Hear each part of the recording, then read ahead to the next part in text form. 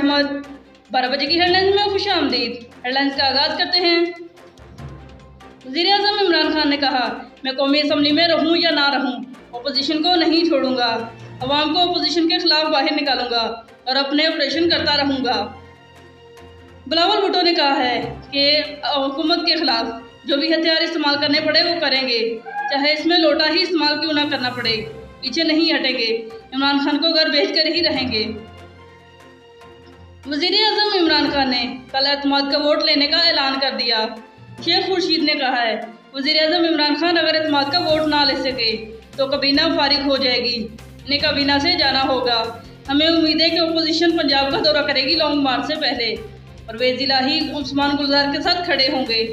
Senate इंतखाबात में गैर जानबदारियत का इजहार किया गया। मुल्क भर में 24 घंटों के अंदर 82 अफराद इंतकाल कर गए, 13,000 अमवात हो गई, 500 नए केसेस भी रिपोर्ट हो चुके हैं, जबकि मुस्बत के शरह 4.7 तक रही। 60 साल से ज़ायद उम्र के लोगों को कोरोना वैक्सीन लगाने की हिदायत कर दी गई। चीनी और रूसी वैक्सीन भी लगाई जा रही हैं। हेल्थ वर्कर्स ने कोरोना वैक्सीन लगाने से इनकार कर दिया, उनके खिलाफ कार्रवाई भी की गई। लाहौर में कोरोना के बढ़ते केसेस के बायस लाहौर के 12 इलाकों में स्मार्ट लॉकडाउन 13 मार्च तक कर दिया गया, जिससे शहरी दोबारा परेशान हो गए।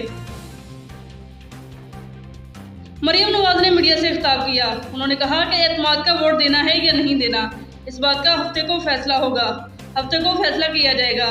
वज़ीर-ए-आज़म को अपनी कुर्सी जाती नजर आ रही है, इसलिए वो एतमाद का वोट लेना चाहते हैं।